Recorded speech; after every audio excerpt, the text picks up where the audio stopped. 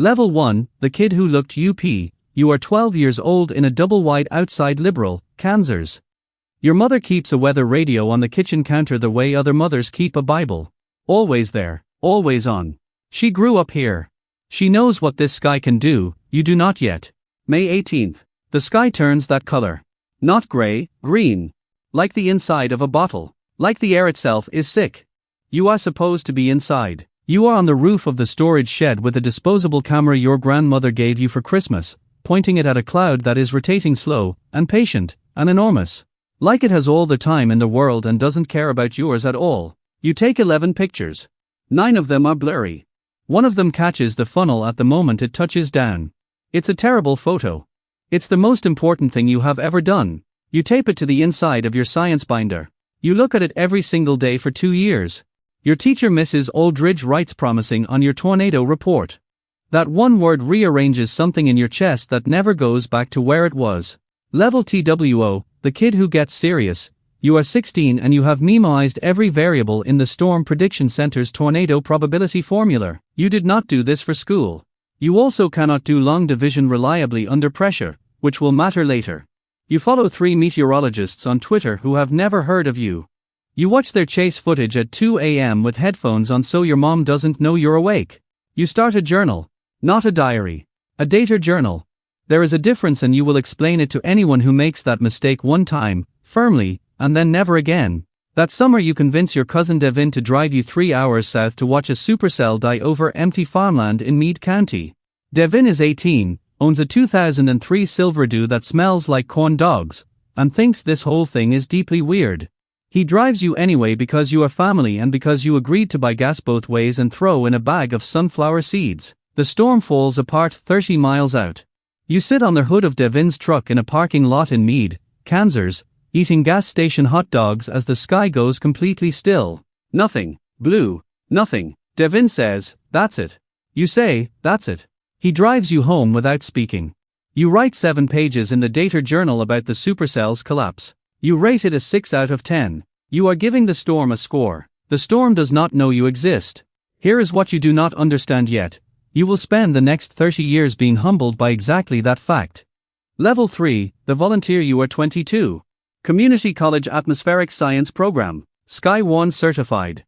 A county emergency management ID badge on a lanyard you wear even when you are not working. You know you wear it too much. You do not stop. Your job is to see things and report them. Not to interpret. Not to predict. Just, here is what I see, here is where I am, here is the time. You strip the feeling out of your voice on purpose. You become a human instrument. The meteorologists want data, not poetry. You give them data. There is a woman in the same training cohort named Reyes. She grew up in Lubbock. She has 3 years on you and a modified Tacoma with a reinforced cage and a dash mount that holds 2 laptops and a thermos of coffee she swears she never spills. You have spilled more coffee in one chase season than she has spilled in her entire life. This is not a metaphor. It is a real thing that is happening. She can read a hook echo in for seconds flat and tell you exactly what direction the tornado will move. She has been wrong once. She does not let herself forget it. She has the date written in marker on the dash of the Tacoma. March 4th. 2 years ago. You ask her about it once. She says, "That day I trusted the model more than the sky." Then she goes back to watching her radar. You think about that sentence for 3 years. Level 4, when it stops being romantic. You are 26. Your 4th full season in the field. You have seen 41 tornadoes. You have clean data on 37 of them. This is the level nobody posts about. The Google Maps arguments. The blown tire in the Texas Panhandle at 11 at night with no signal. The 3 weeks in June where every single setup falls apart an hour before peak convection like the atmosphere is personally annoyed with you. The motel rooms where the AC only works if you unplug the TV. You learn to sleep without the TV. And then May 9th. A rotating supercell northeast of Woodward. You position perfectly. You call the tornado 8 minutes before the warning is issued. 8 full minutes. The weather service logs it. They send a confirmation. 2 words. Good catch. You are sitting in a gas station parking lot eating a granola bar when the email comes in. You read it 5 times. You screenshot it and accidentally text it to your mother, who responds, "Very exciting honey, what does it mean?" And you try to explain it and she says, "I'm so proud," and you sit there in a gas station parking lot in Woodward, Oklahoma. And something in your chest quietly breaks open in a way that has nothing to do with meteorology. 3 days later, Reyes finds you on the frequency and says, "Heard about your 8-minute call." That's all she says. That is enough. Level 5, the one that changes everything, May 24th. You know the date before I tell you because if you've been in this world long enough you already know what May 24th means. The 9 a.m. briefing. High risk. The models agree on location. The models do not agree on size. That disagreement matters more than anything else in this story. You position north of the city by noon. Reyes is 15 miles south of you, same storm, different angle. You're on the same frequency. You hear her breathing. The tornado drops at 3:18 p.m. F4, 2 miles wide within for minutes. Moving northeast at 17 miles per hour. Here is what the models did not predict. The tornado jogs south at 3:41. Not a wobble. A turn. Full directional change while maintaining intensity. In 22 minutes of recorded observation, there is no clean precedent for what the atmosphere does next. Your exit road goes south. You call your abort. You go. Reyes goes east. You both clear. You find out later she had 40 seconds. You had 90. The difference between 40 seconds and 90 seconds in a 2-mile wide tornado is not a small difference. It is not a number. It is something you will not have a word for until you sit down and try to write it out 3 months later and still cannot. That night, parked on a county road east of the track, listening to the radio go quiet in ways it should not go quiet, you understand for the first time that this is not a hobby that escalated. This is a choice you are making every single season with a full understanding of what it costs. There are people who did not come home today. You think about the 12-year-old on the storage shed roof with the disposable camera. She had no idea. You are glad she didn't. And you are not sure that's the same thing as it being fine. Level 6, the professional weight. You are 31. Your name is in papers now. Not the lead author, not yet, but you are in the acknowledgements and the field data sections, which in this world is how you know you have become real. You built a new deployment protocol the winter after May 24th, 40 pages. Abort thresholds, secondary exit mapping, growth rate triggers. It takes you 4 months. Reyes reads every draft. She changes 17 things. Every change is correct. You implement all of them without arguing, which is the single most mature thing you have ever done. The protocol gets adopted by 2 university programs the following year. Nobody calls to tell you. You find out from a citation in a paper. You are eating cereal alone in your apartment in Norman at 11 p.m. when you read it on your laptop. Honey Nut Cheerios. A bowl of Honey Nut Cheerios is the entire celebration. Reyes texts you from the field in New Mexico, so the citation. They spelled your name right. Rare. That is also enough. Level 7, what you carry. You are 38.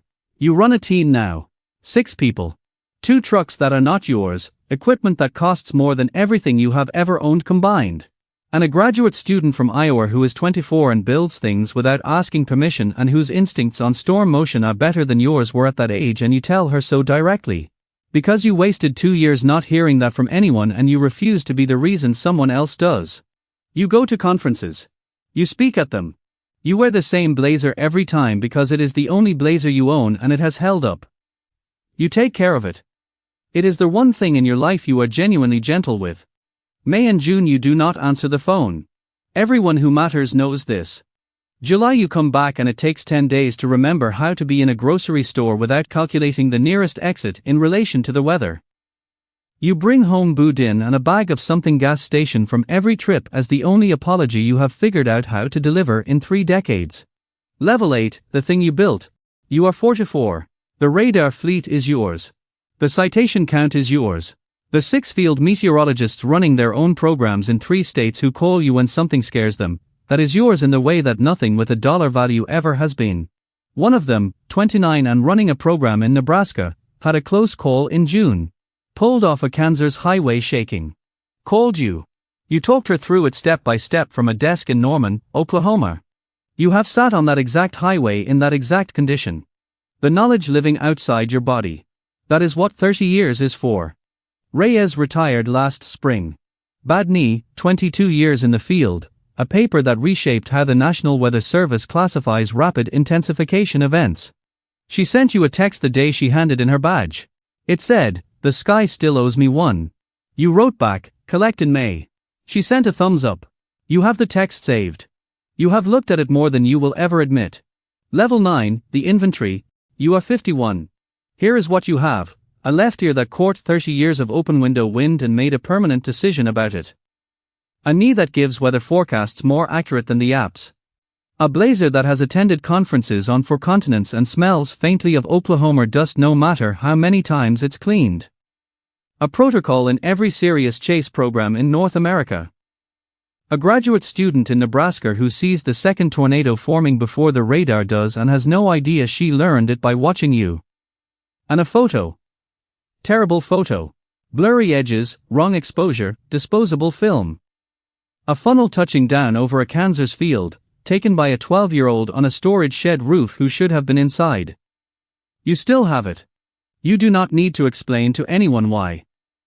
Somewhere tonight, there is a kid with a folder on their phone named something they will be embarrassed about later, watching the radar spin on a free app, eating something out of a bag with a fork so it doesn't stain the notebook. They have no idea what they are walking into. Neither did you.